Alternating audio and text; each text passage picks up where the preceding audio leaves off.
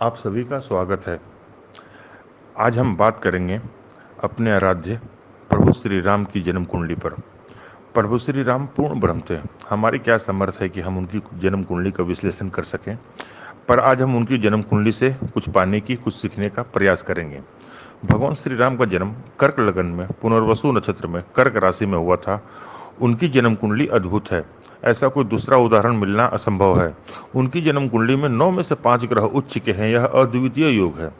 लगन में बृहस्पति उच्च के हैं और चंद्रमा सोग्रही। शनिदेव चतुर्थ स्थान में उच्च के हैं। देव सेनापति मंगल सप्तम स्थान में उच्च के होकर विराजमान है। शुक्र नवम स्थान में उच्च राशि में विराजमान है और सूर्य दशम स्थान में अपने उच्च राशि मेष में विराजमान है। इस प्रकार उनकी जन्म कुंडली में 9 में से 5 ग्रह उच्च राशि के हैं और चंद्रमा लग्न में स्वग्रही महान गजकेसरी नामक राजयोग बनाते हुए विराजमान है।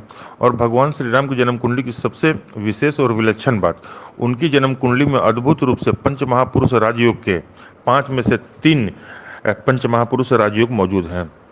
दोबारा ऐसे ग्रह योग का बनना लगभग असंभव है। भगवान श्री राम के जन्म कुंडली में लगन में पंच महापुरुष राजयोग का सबसे महान राजयोग हंस मौजूद है। साथ ही लगन में ही महान गजकेसरी राजयोग भी मौजूद है।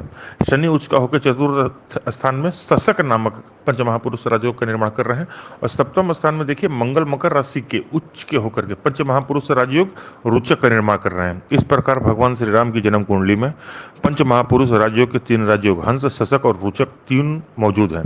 आप अंदाजा ही लगा सकते हैं ऐसे व्यक्तित्व, ऐसे इंसान का, ऐसे जन्म कुंडली के मालिक का आकार, व्यक्तित्व, पराक्रम, वाणी, सुंदरता और आकर्षण का आप अंदाजा ही लगा सकते हैं। उस दिव्य व्यक्तित्व का इनका पूर्ण वर्णन करना किसी के लिए भी संभव नहीं है।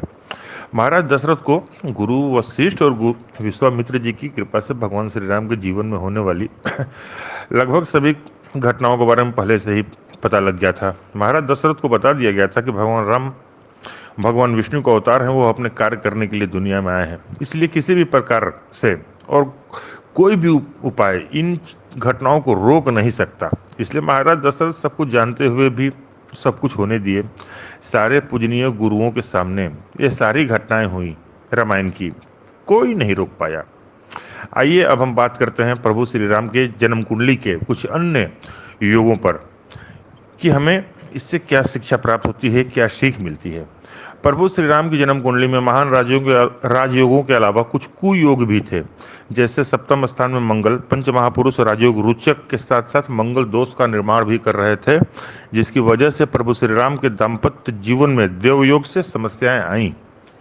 दूसरा एक नकारात्मक योग और भी था प्रभु श्री राम की जन्म कुंडली में, जो चतुर्थ और दसम स्थान के प्रभाव से बन रहा था। उनकी जन्म कुंडली में चतुर्थ स्थान में शनि और दसम स्थान में सूर्य अपनी उच्च राशि में विराजमान बैठे थे। इन दोनों के टकराव से प्रतियोग नामक एक बहुत ही खराब कुयोग का निर्माण हो रहा था।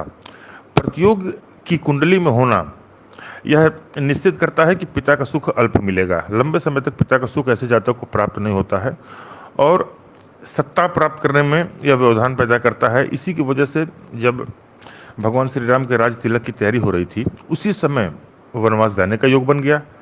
वनवास जाने के कुछ ही समय पश्चात पिता की मृत्यु हो गई। भगवान श्री राम पूर्ण ब्रह्म थे, सारी रामायण उनकी लीला थी।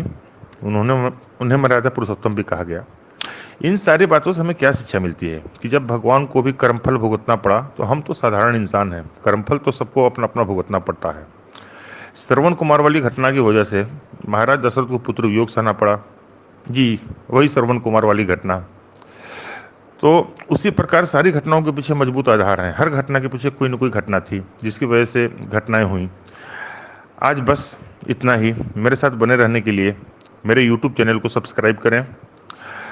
अपने वीडियो के साथ आप सबों के सामने जल्दी पुनः उपस्थित होता हूं। तब तक के लिए नमस्कार।